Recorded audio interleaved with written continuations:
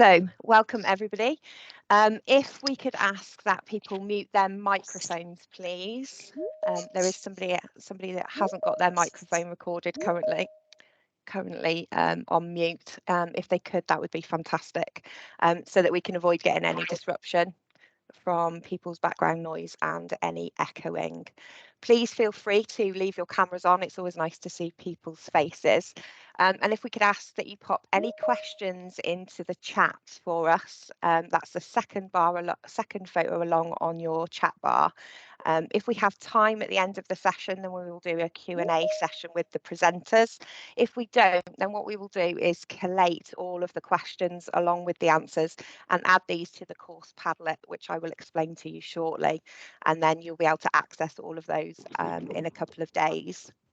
Those that are watching this course via the recording, then you will be able to access those as well. The third button across in your taskbar is the reactions button. So if you hear something that the presenters say that you think deserves a clap, then please give them a clap. It is always nerve-wracking being here presenting at an event like this. So it would be great to see you showing some support. So thank you for that. Just a little bit of netiquette for today.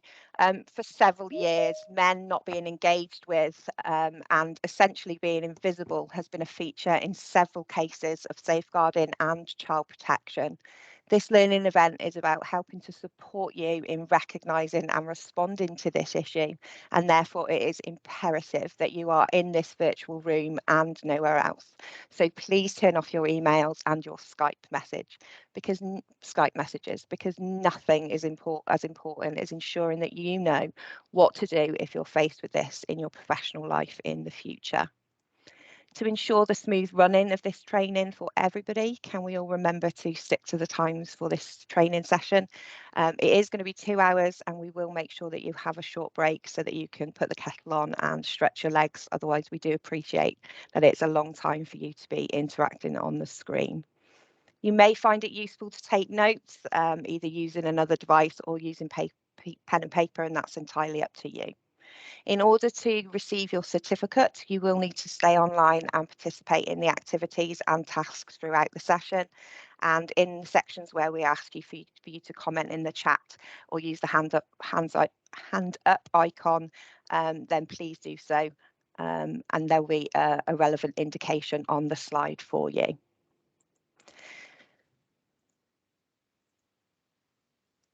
If you haven't already done so, if you haven't already done so on the link from Leap into Learning to download the Padlet for today, then you can either use the QR code on the screen currently, or there is a link being put into the chat box for you by Corinne so that you can download the Padlet for today's session.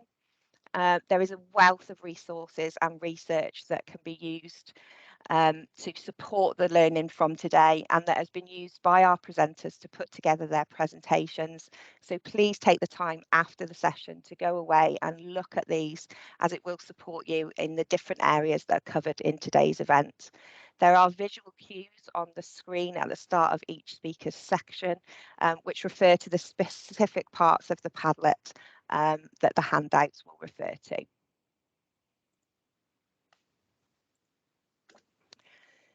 So, with all of the housekeeping out of the way, I would like to officially welcome you to this event, which is aimed at supporting frontline practitioners to think about their work with males within families and understanding the pivotal role that they play within children's lives. It has been 9 months since National Panel published its report into the myth of invisible men, and yet research continues to show that men are ignored in assessments, are not spoken to or included during postnatal visits, and their involvement in the lives of their children are not given the same credence as mothers by professionals who encounter families in their work on a daily basis. Those that do get noticed tend to be those that potentially pose a risk, and these are men that professionals may fear engaging with because of their behaviour. And the problem then becomes, how is the risk that they then pose mitigated? Who is providing those men with the support that they may need to be the father, the stepfather, the husband, the partner, or the person that they may wish to be? We hope that the programme that we've put together for you today, that you'll see on the screen, will help you to think about the practice that you have working with men, and hopefully help to bring them out of the dark.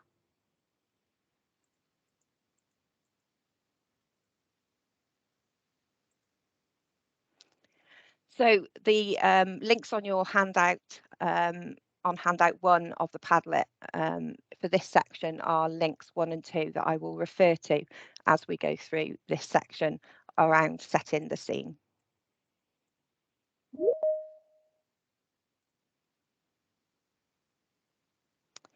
So why are you here? We've depicted a family on the screen for you, and unisex names have been used for all family members, and for their confidentiality, no real names have been used.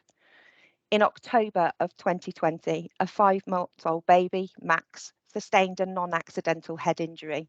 This family consisted of a mother, Alex, a father, Nico, who lived 10 minutes away, although only one agency knew that this was how close he lived. And then there was also mother's partner, Carter, who lived in the home, and 2 older step siblings, one of whom was also the child of Carter. Mum, Alex, only told one agency that the child's father, Nico, was living 10 minutes away from the family home. She told all other professionals that he was not living nearby. This was never discussed between the professionals involved, and therefore only discovered by everyone, including the lead professional, until the rapid review meeting. No one agency involved with this family had a clear view of the complex family history, and all the professionals involved were overly reliant on the self-reporting of Mum. The new partner, Carter, was living in the family home, and this was known by only one professional, but not shared. No one agency involved with this family had a clear view of the complex family history, and all professionals involved, as I said, were over-reliant on the self-reporting of the mum within that family. Following the injury to Max, a rapid review was undertaken, and as mentioned, the information that was known by all agencies came to light within that meeting. It was then and only then that agencies realised how much information they had but had not shared, or how little information they had compared to others. Decisions had been made about that family without all of the information being known, and those that needed it had not known it. The decision from the rapid review meeting was for a local child safeguarding practice review to be undertaken, and one of the recommendations was for a learning event for frontline practitioners to support their understanding, to have a collective understanding of family situations, and to support practitioners in working with males within families.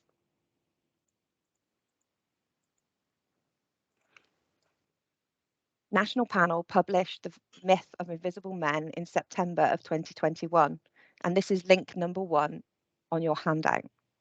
This is an area of practice that the panel had chosen to do some real focused research on, as it was felt that professionals were not getting it right.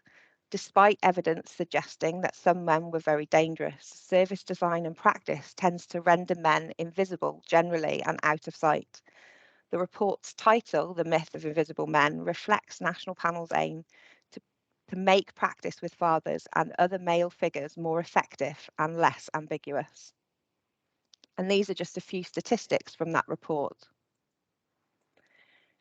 When babies are killed within the first 24 hours of life, this is almost exclusively perpetrated by the birth mother. Between 2000 and 2015, 120 babies were killed by their fathers or stepfathers. And this is on average 8 babies per year. And of 31 of those died as a consequence of shaking. In the UK, only analysis available covering convicted homicides, infants were more likely to be killed by their father than by their mother in an approximate ratio of 2 to 1. And between 2011 and 2014, a father or mother's partner was identified as the perpetrator in over half of serious case reviews of non-fatal severe physical assault. Those are huge statistics. When the national panel interviewed a number of men who were serving prison sentences for the offences of causing serious harm or killing a child, one of the findings was that babies crying was a real I can't say that word, sorry, precipitating factor in non-accidental injuries in small children. We all know that babies cry, but the men who hurt these babies had no coping skills, no impulse control. They had themselves suffered adverse childhood experiences, took drugs or alcohol at high levels, or suffered from mental health difficulties. But no one working with the families had ever spoken to them, and therefore hadn't identified the possible risk factors in order for them to be mitigated. When giving advice or support to parents about infants crying, who do we give it to? When babies cry within the home, is it only mothers that are affected? Yet how often is it that fathers are spoken to about how to soothe a baby when they're crying? How often are fathers included when professionals are offering support about a baby when it's been up all night crying? Hopefully, given what it is that you've just heard, next time you will offer the same support and advice to the father as well as the mothers. I would like you now to complete an anonymous Mentimeter. You can do this by using the link in the chat or by using a second device and copying the QR code on the screen. It is completely anonymous, and I'd like you to tell us who it is that you find most difficult to engage with. There are several options in the Mentimeter, and you can just take a vote.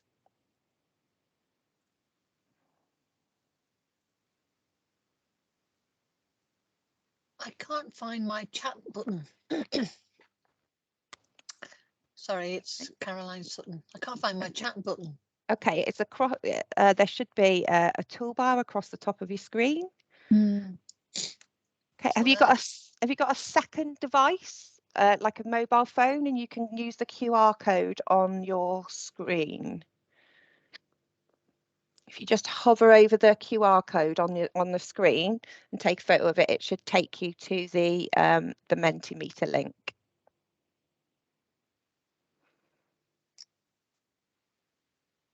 No, that hasn't.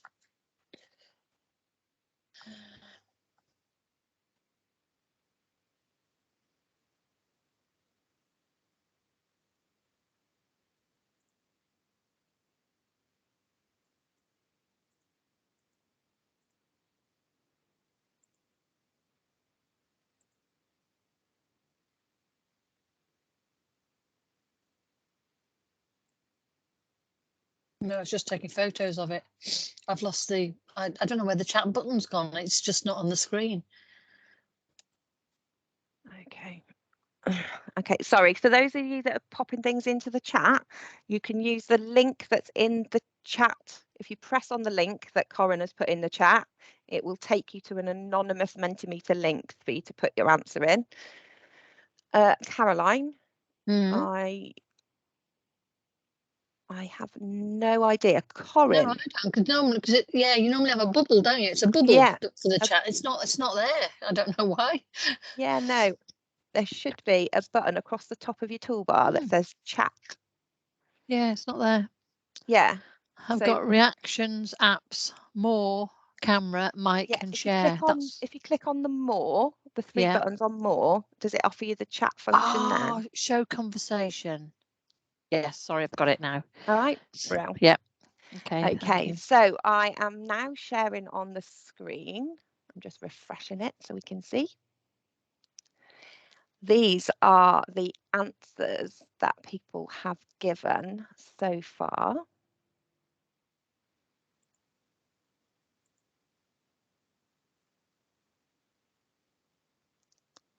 So we've got a lot of people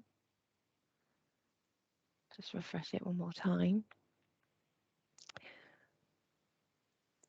Yeah, we've got a lot of people here saying that they find it difficult to engage with fathers, stepfathers, and new male partners and grandfathers, quite overwhelmingly in comparison to their female counterparts, which is really quite significant. And hopefully after today, we'll be able to see if that will change, given some of the sessions that we're going to talk about.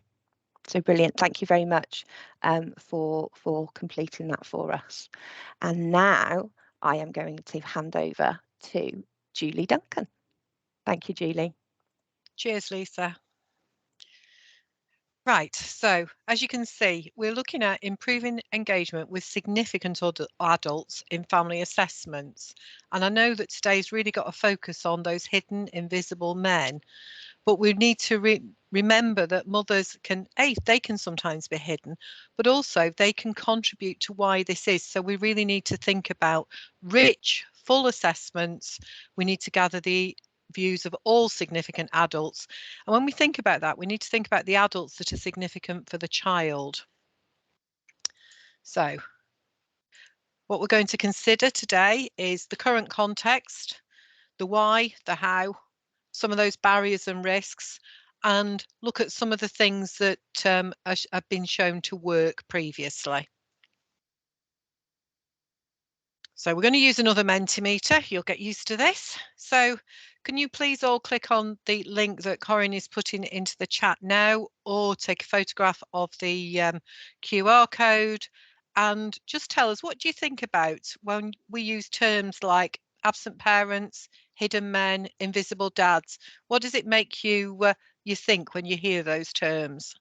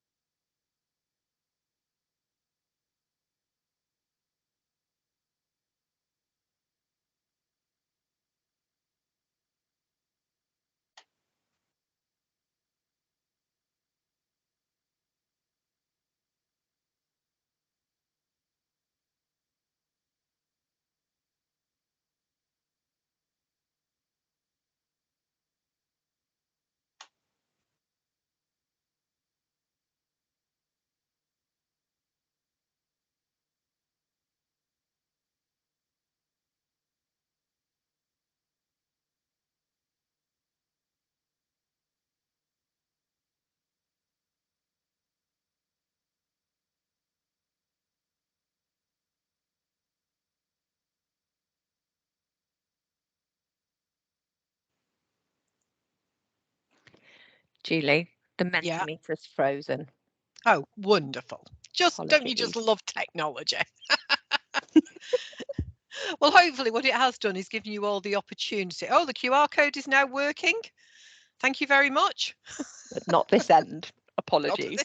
But it has given you chance to reflect on, these are terms that we use without really always thinking about what are we saying behind that.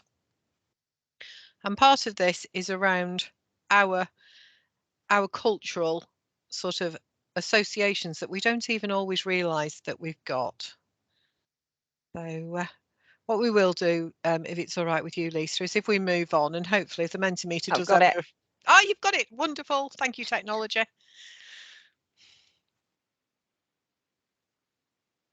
Here it comes. Whoa. So lots and lots of I love the way it keeps on changing. I just focus on it and it disappears again. So not involved, not included, unknown, forgotten, not interested. Now, there's quite a big difference there between not interested and not included, isn't there? Is it safe to include them? Not engaging. Sorry, my eyes are not this good. Is it their choice? fathers who work away. So yes, so all of the different things we need to take into consideration. That is making a really, really interesting wordle. Forgotten, unimportant. We don't look. So yeah, is it our problem or theirs?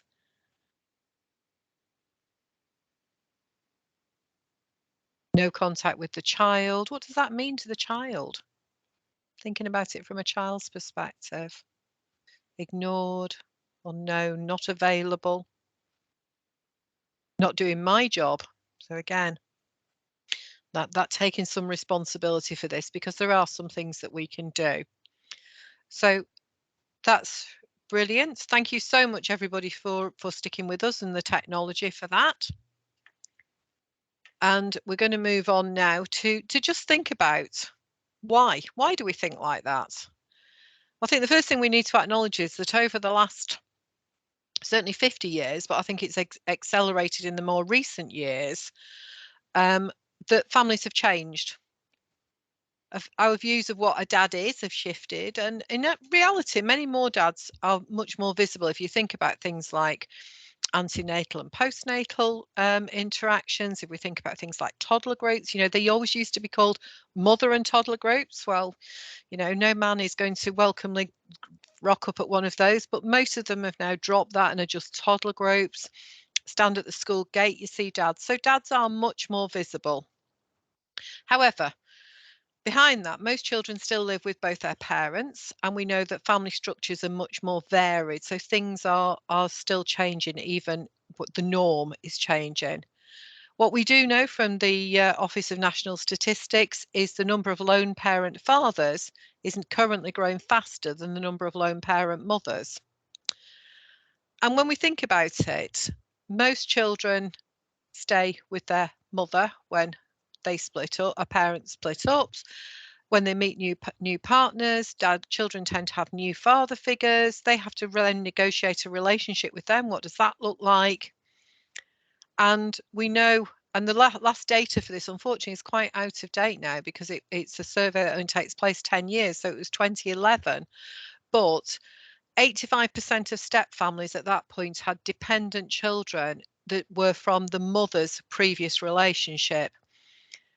Only 11% of those included children from the father's previous relationship. So again, taking this from the child's perspective, they're going to have a new male role model in their life. So we also know that 88% of resident parents are male. So what does that mean for us in terms of talking to parents? Who should we be talking to? This is often a question that comes up when we start thinking about who has actually got parental responsibility for these children. So parental responsibility is a term that we use for the obligations and responsibilities that a parent has for a child. If a parent has parental responsibility, they should have a say in what's going on, how that child's brought up, any major parenting decisions, things like schools, moving abroad, changing religion. They've got a right to receive information, so things like school reports and medical records should be copied to people with PR. And they have the ability to consent to matters on behalf of their child. So consent for medical treatment, consent for involvement. Parental responsibility can't be abdicated, it can only be terminated by a court. And the most normal way for that to happen is if a child is adopted. At that point, the court removes PR from the birth parents. Very, very, very infrequently, since the Children Act was passed, there's been 3 cases where a father's PR has been removed by courts because his behaviour warranted that. So it is usually because of adoption that PR is rescinded. So how do you get parental responsibility? Well, if you're a mom, you've given birth to that child. Father has parental responsibility if he's either married to the child's mother at the time that the child is born, whether or not he is actually the child's father, or if he's listed on a birth certificate. And that is slightly different around the country. There is a different date depending on which part of the UK the child was born in. If the parents of that child are married when the child is born, if they've jointly adopted a child, then they both have parental responsibility, and they both keep this if they later divorce. So divorcing somebody doesn't mean you rescind parental responsibility for your children. And even if a parent is absent for a prolonged period of time, they've still got a right to influence those decisions in a child's life. So if their name is on the birth certificate, they have responsibility under the Children Act. So that means we've got a responsibility to try and talk to them, to reach out to them, to involve them. So moving on to think about perhaps why we don't. Some of the attitudes and stereotypes that pervade our society. Thinking about it from a male perspective, men have got a lot of stereotypes associated with their gender, with what it means about being masculine, and that's even further impacted on by stereotypes that are really explicitly about fatherhood. So there's lots of things that we say that just really reinforce this just in everyday conversation. And one of the things that we're encouraged to do is help men break the man rules. So you know, using phrases like "man up," you know, you shouldn't be weak if you're a man. You don't ask for help. You don't cry. You don't show emotions. And thinking about some of those gender stereotypes that we perhaps all occasionally subscribe to. Some of us perhaps more than others. But things like, you know, all men enjoy working on cars. Men are not nurses. They're doctors. Men do dirty jobs. They're not secretaries or teachers or, God forbid, cosmetologists. I can't even say that word. Men don't do housework, and they're not responsible for taking care of the children. They play video games and sports. They like doing things outside, such as camping. They're in charge. They're always at the top. As husbands, men tell their wives what to do. They're lazy and they're messy. They're really good at maths, but they don't read. They work in science, engineering, and technical fields. They don't cook or sew or do crafts. They definitely don't cry. And they use aggression to solve problems. And those are things that, those biases are so common in society. They're reinforced by the media. They're shown as, you know, men and fathers. They lack interest. They're unreliable. They're not there. They're irresponsible, on occasions even dangerous. And if we subscribe to that even passively, what we're saying is that men are less competent parents. So they need female supervision. And if you think about it, when we do that, what we're doing is putting an awful lot of pressure on a female caregiver and taking the responsibility away from the man. And we know that this view is internalised by both men and women, not only in our personal lives, but in our professional lives as well. So we've spoken about the myth of invisible men. We've talked about hidden men. What are these? Well, the NSPCC defined hidden men as either men who pose a risk to the child, which has resulted in them suffering from harm, or conversely, often estranged fathers, but those men who could step up, protect and nurture a child, but are overlooked by professionals.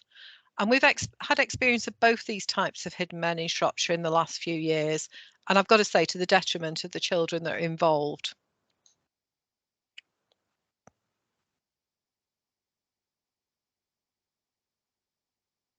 So what are the benefits of engaging with both parents? We've got to think about improving things for the child. So if we engage and involve those absent parents and any other extended family members that matter to the child, that really is giving a rich assessment of what that child's life is like. It's a really crucial component. It's got the potential to benefit the child, but also benefit the rest of the family, especially if we can help that family move to a place where perhaps there isn't as much conflict. The impacts on a child's development are significant. Research shows us that there are real positive gains to be made in the areas of cognitive development, child's educational attainment, social competence, how they relate to each other, positive self-esteem, so how they think about themselves, and reduced incidence of emotional and behavioural problems. And I think we need to keep on going back to, we're in this for the children, so we need to keep the focus on the child. So we know that fathers come in all shapes and sizes. There are some categories of fathers who are more difficult for us to reach. We find it hard to engage with. So we really need to give them greater attention, not less. We need to consider what their needs are if they're going to play a part in the lives of their families. And again, taking it from research, very often these include young fathers. Of all of the stereotypes that men and dads have in society, young fathers are kind of even further stigmatized. They're often really stereotyped as being especially irresponsible and uncaring. Fathers that aren't resident, they're often very likely to be excluded because we don't make the effort to find out about them. We don't draw them in, ask for their opinions. So we don't count them in the assessments and we don't think about their impact if we could involve them in the services and the interventions that we're offering. And if we think about fathers in prison, nowhere is there a list of men in prison that have got families, but there's been quite a lot of research done with prisoners. And what they found is that a lot of those themselves were very young fathers. They haven't had positive role models in their own lives. And I know one of the most rewarding things I've ever done in my professional career is working with dads in prison, and that, you know, just seeing the difference that could be made. We know that around 8% of single parents are lone fathers, so we've got to work out how to reach those.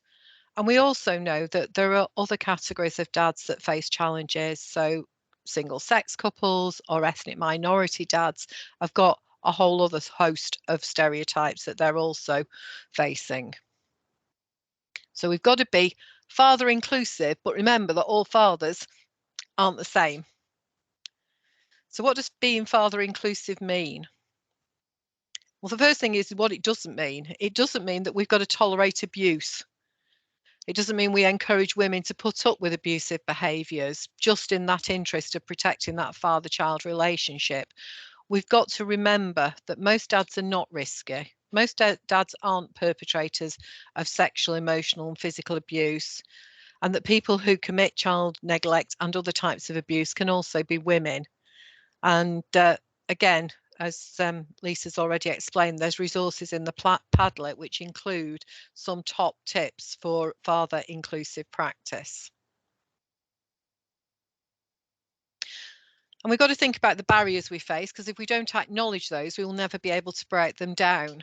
So we'll all have personal barriers, our gender, personal experiences and values. We know that in this workforce, the workers are predominantly female. And that might mean that we have emotional responses to men that are influenced by our own childhoods and our own experiences. And that can really lead to polarized responses. So sometimes we get that response that actually female is good, male is bad. And that's a blanket assessment. Or going the other way and insisting that gender is irrelevant. And of course it isn't, it matters. Organisationally, we work under a great deal of pressure. The workloads are incredibly high at the moment. We know that that involves a certain amount of gatekeeping. And if the gatekeepers are female, that can sometimes impact on dads reaching services. And workers may fear that men may be hostile or even violent. So organisationally, we make a tacit assumption there. Again, strategically, if we've got that implicit view that men are dangerous to women and children, that is a barrier to assertive engagement with fathers, because it's not going to encourage the workforce to do that. And we've got to acknowledge that there are wider factors at play here. We might have maternal reluctance. You know, mums may shy away from telling us either about dad or their current partner because they might worry about loss of benefits and who we're going to share that information with. Dads might be reluctant to engage with us because they think that we're going to ask them to step back into a role that perhaps they don't want with their ex-partner. So there's lots of barriers to be acknowledged. And I think we don't need to shy away from the fact that there are going to be some risks and vulnerabilities. We need to think of those contextual factors. There's been a lot of research, Lisa's already alluded to it, which has highlighted what can put children at risk from their fathers. So a background of abusive, neglectful or inconsistent self-parenting for themselves, fathers with poor mental health, impulsive behaviour, low frustration, low self-esteem, especially when you think about that crying, you know, if you impulsive behaviour and a baby crying. Fathers where there's substance misuse, especially drug misuse, and where there's domestic abuse. And not taking away those other socio pressures. So things like poverty, debt, deprivation, worklessness, racism, all impact on a father's ability to be a positive role model. If they've got problematic relationships with the mothers, and if they've become parents at a young age, especially if they're care leavers, it makes them incredibly vulnerable. So there's lots of risks. There's lots of research that's gone into this. So what are the solutions moving forward to thinking about where we can go from here? Well, not surprisingly, top of my list would be training. Really important to actually stay upskilled and understand the current picture, but also things like use of supervision, reviewing at a strategic, structural level what our forms and processes are they father inclusive? Do we think about the times that we offer to parents if we want to meet them? Do we think the venues that we offer are suitable? Are we aware of who's out there? Do we operate in a way that is truly reflective? Do we have the space to do that? Is our practice relationship based? Is it trauma informed? And at the same time, we've got to keep everybody safe. So we need to acknowledge and manage any risks that may be posing. Thinking about what works. Well, for me, the starting point will always be to go back to the world from the child's viewpoint. What does this look like for the child?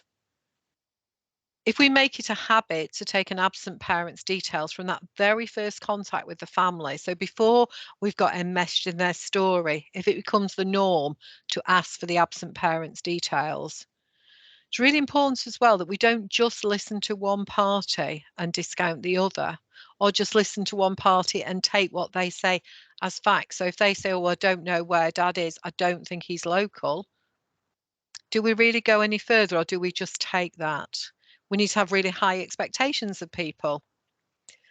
We need to think about what we can do if there are safety concerns. Can we do home visits in pairs? Can we invite absent parents to a neutral, safe space? So not somewhere that'll intimidate them, but somewhere where we can also feel safe. We need to focus on the strengths. Think about using motivational interviewing approaches, staying very solution focused. We need to have a contingency plan. This isn't, not to rule out that there may be some issues. So if you've got a contingency plan, who else knows about it? Do you discuss this with your manager? And as the agencies behind us, there should always be that zero tolerance approach. We do not accept threatening, intimidated behaviour from anyone. So if we're going to work effectively with fathers, we need to think about what actually is likely to work with them. And one of the things that research shows is that men are most likely to engage if they really understand of what benefit is this to their children. If they don't think there's a role for them and it's not going to impact on their children, they're not going to engage. Again, research tells us with men that if we use terms like parent, most men read parent to equal mother. An awful lot of mums also do that as well, but certainly dads. It's not by not being explicit that we're talking about mother and father. It's kind of defaulting to the mother stage. Men are also motivated. Most men want to be good dads. If they've got children, they want to be a positive role model, and that is a powerful motivation. So that's the thing to stay focused on, rather than their effect of any effect of their behaviour on the women in their lives. And using those sort of really open questions to start exploring things with them, allowing them to tell their story. So things about like, what does it mean to you to be a good dad? What did you experience from your own dad? Those really open questions as a starting point. And also being aware of what resources and programmes are available to men, and are they really truly available to men, as in times, the way it's marketed, all of that. Are we confident when we share that this is something that a man will engage in? And I think we need to also shy away from placing all of the burden on mum to look after the children. This really does just reinforce those stereotypes that we all buy into. So it doesn't matter why, from the child's perspective. If a parent's absent, it doesn't matter whether they've taken themselves out of the picture. It doesn't matter if they feel they've been pushed out of the picture. Whatever it is, if there is a child that has a parent that they do not see regularly, it doesn't mean they never think about that parent. They will have a mental hole that is marked, either father or mother in some cases. And if they haven't got the reality, they'll fill this with fantasy. So it'll be either positive or negative. So there'll either be a knight in shining armor or a terrible ogre. Whatever it is, it's highly unlikely to be realistic. So if we're going to support children, we need to think about the absent parent, ask about them, include them where it's possible, understand that whoever they are, knowing if them or if they can't know them, knowing of them is a really, really crucial part in a child's development. So what do we need to do? We need to feel confident to ask the resident parent about them. She's doing that just to trip me up, you know. So if we're not confident, we're not going to be able to ask those questions. So we've got to feel confident to ask. And the first thing we need, if we're going to engage absent parents, is their contact details. You know, it sounds really basic, but actually, how do you contact somebody if you don't know where they are, how you can get hold of them? We need them to be able to understand their value in their children's lives. So we've got to understand that and really believe it so we can promote that with them. And we've got to find what their aspirations are for their children's well-being and encourage them to have that, encourage them to have high aspirations. And we've got to stop seeing them as the problem, because if we see them as the problem, that's all they'll ever be. They'll never be anything different. So to finish, I think my message to you is, you know, when we're talking about trying to engage with absent parents, especially dads, please don't panic. Focus on the child, be brave, ask those questions, and remember, we're all in this to improve outcomes for children. Thank you. Thank you, Julie. Thank you very much. So we are now moving on to introduce Sarah Brown and Claire Hughes, who are going to talk to you about injuries and bruises in babies under 2. And we just need to give you a trigger warning. There are some photos in this section that people may find upsetting. Thank you. Thank you. Good afternoon, everybody. My name's Sarah. I'm a specialist nurse for safeguarding children and young people at Shrewsbury and Telford NHS Trust. So I'm going to talk about the first few slides. So as Lisa has said, there is a trigger warning. These are photographs of actual children. So please be mindful about your own well-being as well as listening to what I've got to say too. So I'm going to have to channel my inner Chris Whitty. So there we go. Next slide, please. Thank you very much. So bruising, suspicious marks. It's not always easy to identify with certainty a bruise. There can be lots of explanations. Things like Mongolian blue spots very much look like bruises. But the key is, and it's what's just been said, is don't panic, be brave, but be professionally curious. Channel our inner nosiness. Ask those questions. Get those questions asked, seek supervision and guidance from our expert practitioners as well, but be professionally curious. I think that underpins a lot of this when we're looking at suspicious marks and injuries in our young children. Next slide, please. I don't think I'm going to get bored of that this afternoon, to be honest. So when we're looking at children, we are looking at our mobile children as well as our immobile children. So mobile children, we do expect them to have bruises, and innocent bruising is significantly common in our older mobile children, but also be aware that our mobile children can also present with bruising and suspicious injuries. And it's things like patterns of bruising. Are there implement marks? Are there bruises in unusual places? Those are the sort of questions we need to start formulating in our minds when we're looking at these things. Next slide, please. So any child that's not independently mobile, and that applies to all babies under 6 months to start with, but it's our children that are not crawling, they're not bottom shuffling, they're not pulling to stand, they're not cruising yet. Non-accidental injuries in non-mobile infants are quite unusual, but also bear in mind our children with disabilities or illnesses who may not be able to move independently, they are also at risk of physical abuse as well. The next slide, please. So our under 2, they are at increased risk of serious physical abuse. And quite often when we're looking at our young people and our little ones, especially, you know yourself, if you fall, you are going to bruise. As an adult, you're going to have the associated bruising that comes with an injury. Quite often children don't.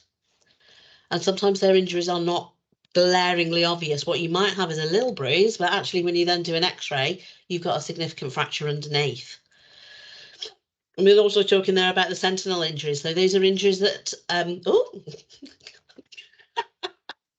that are minor, that might not require treatment, but are raising a suspicion and are later associated with severe injuries.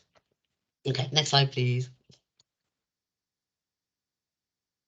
So this is the research that backs that up. I'm just going to give you a second or two there just to read all of that.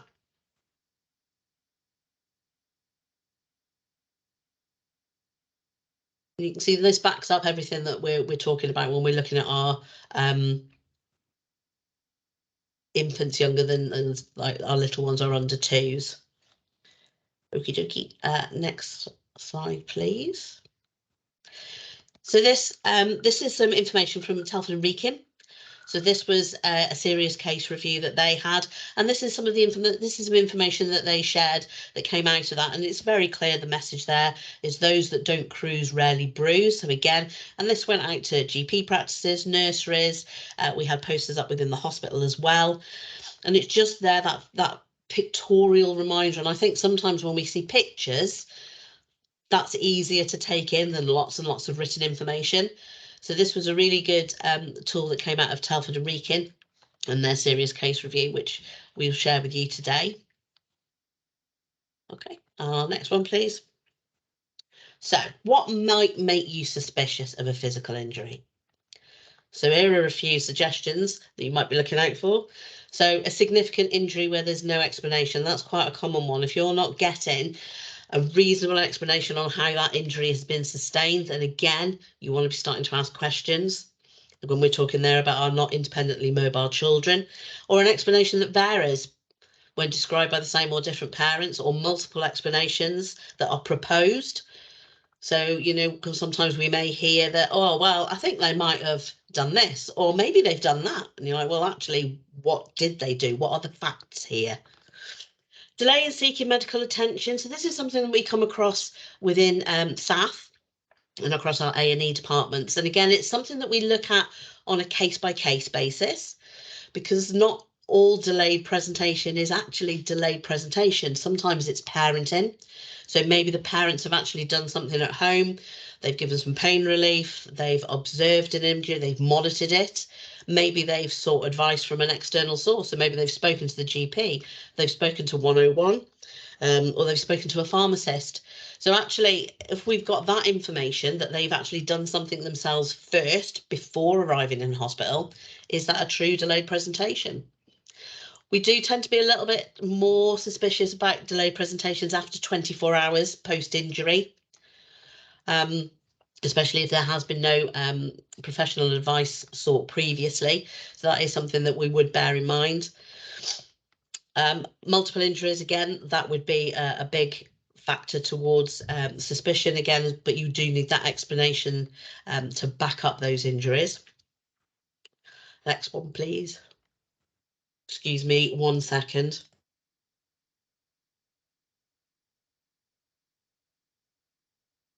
Apologies, I'm rocking a chest infection at the moment as well. So This is an interesting one at the top here, an inappropriate parent or carer response. So how does that parent respond? So an interesting one we had on the children's ward a little while ago was a baby who'd been brought in via A&E and discovered to have a significant brain trauma, a brain bleed. Mum, who was the parent that was with her, single mum, was arrested. And she was taken off the ward by the police and initially was taken to Telford, but there was no room. So they had to transfer her over to Shrewsbury police station.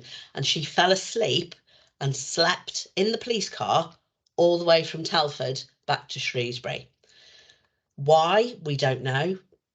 But that is probably one of the most inappropriate responses I've ever seen. This is a woman that's just been arrested under suspicion of significantly harming her baby, and she fell asleep in the police car. So that's quite an extreme, inappropriate response there. Previous history, we also need to be aware of that, frequent presentations, but we also need to bear in mind that, yes, we are focusing on those injuries in our under twos and our suspicious injuries, but also be aware of the clumsy child, our dyspraxic children, and where these injuries have taken place. You know, that's where that history comes in. Is this a child that's fallen over at school? Are these injuries, are they, you know, falling over with sports injuries and things like that? So there's lots of things that might raise suspicion, but again, it comes back to that. Be nosy, be curious, ask those questions, and then seek advice as and when appropriate. And I think I'm going to hand over to Claire now, and she's going to take you through the response. Thank you very much.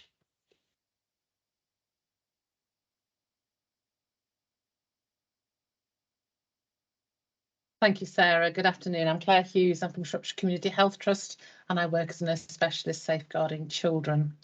So this second piece now is going to look at what you need to do. So Sarah's outlined the kind of considerations you may need to have when assessing and thinking about injuries or marks on children, and particularly around those very young children. So next slide, please. So we're going to think about having a difficult conversation. If you are identifying a mark or a bruise or an injury on a child, you need to understand a little bit more about that. You need to understand using open questioning, open comments to find out more information. And the explanation, the information you give may allay any concerns that you have. But if they don't, if they add to those concerns that you've got in the way that Sarah's just outlined, then we'd be advocating that you're advising to parents that you need to refer to children's social care. And through that referral into children's social care, the child might need a medical examination. That medical examination would be arranged through children's social care, so that will be arranged there. But you will need to take advice from children's social care about what your next steps are insofar as caring for the child. And they may advise that you don't leave the parents or carers alone with the child until the social worker arrives with you on the site where you and the child are. Again, you need to share that information with the parents. That can be another very difficult conversation to have. And if parents feel that that's not something that they can comply with, or they get agitated or cross and they don't allow you to stay with them, then you need to inform them that you will be contacting the police. And if you have any concerns about your personal safety or the safety of any staff members or any children in your care, maybe you're in a nursery setting, a school setting, or you're there with siblings in a clinic setting, then you should call the police immediately. Documentation is really important and we all keep records. It's a cornerstone of safeguarding practice. And so the characteristics and the details around what you're seeing and the conversations you're having is important to maintain, and they should be completed contemporaneously. They should include all the discussions and the decision making and the actions that have been undertaken, and any names of professionals that you're involved with. You should follow up that verbal conversation with children's social care within 48 hours, of course, by completing a multi-agency referral form, and that should be included in your records. There shouldn't, sorry Lisa, just go back one more for me. Thank you. There shouldn't be any delay in that referral to children's social care. So you might be looking for advice and guidance, some supervision from people within your organisation who can help you with decision making. But if that's going to build in a delay, then take advice and guidance from children's social care so that they can evoke the start of the multi-agency response to keeping this child safe. And so the response from the multi-agency is of a timely in a timely manner to enable the child to be kept safe and the risks reduced. Thank you, Lisa.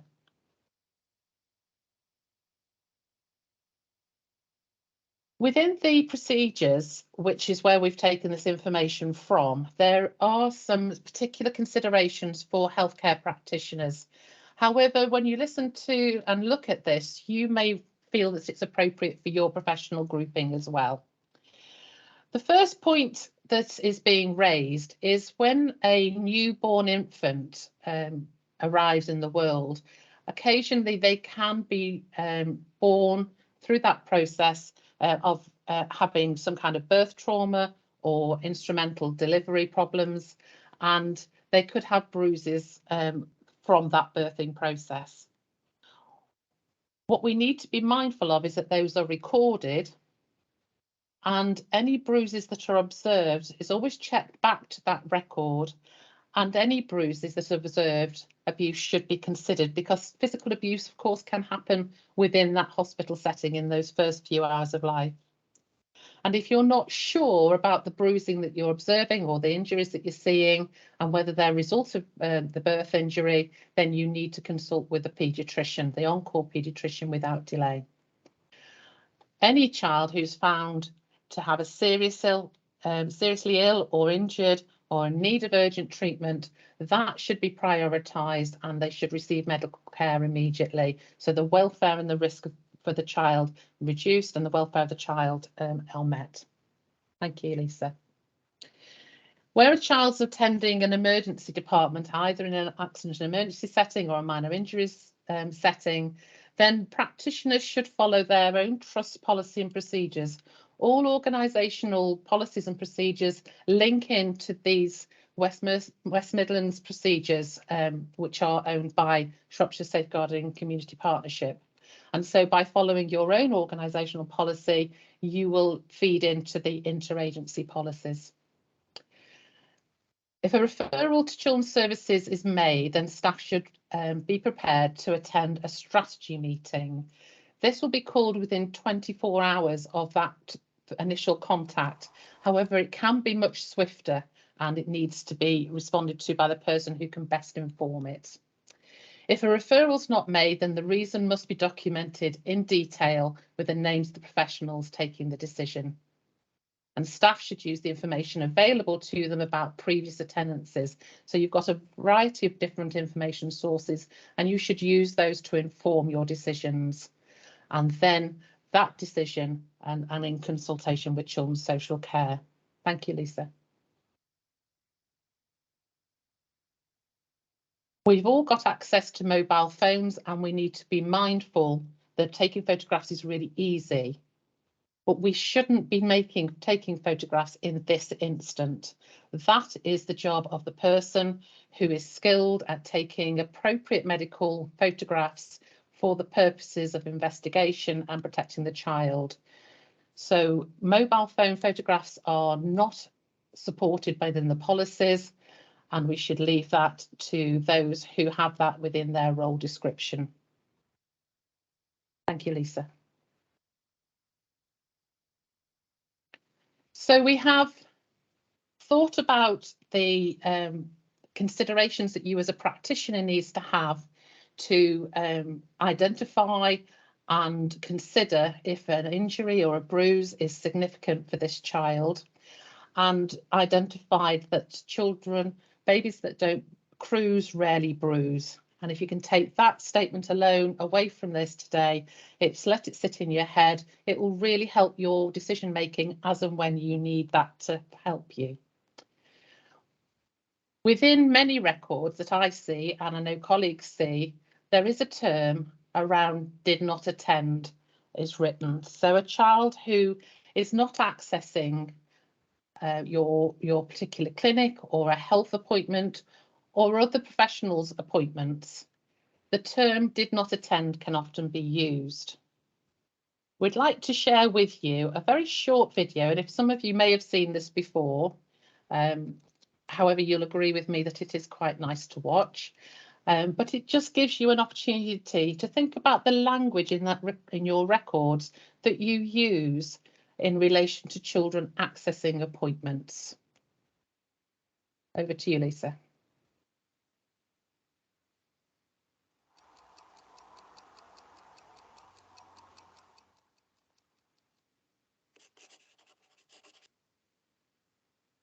Sorry I did not attend my appointment, but I can't see over the steering wheel yet, and I don't have enough pocket money to get the bus. It's wrong that you've put I did not attend when somebody has to bring me, and saying I did not attend makes it seem like it was my fault or that I couldn't be bothered. And my appointment is for a reason. My medication may need reviewing, or I may have none left. Kids can die from complications of common conditions like asthma and diabetes, you know. Someone needed to check that I was all right, but that didn't happen. And it's just plain wrong to put me down as did not attend.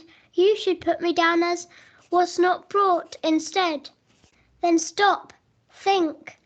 Sometimes busy lives get in the way, but think about what that might mean to me and my care.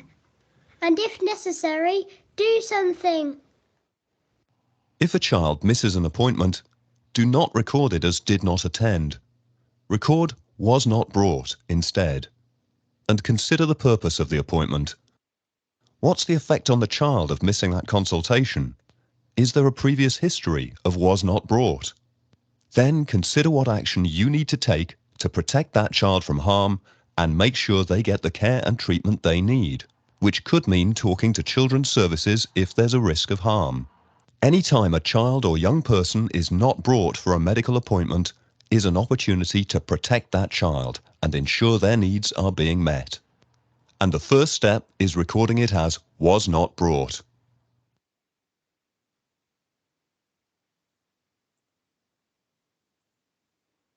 Thank you, Lisa. I'm going to pass back to yourself now.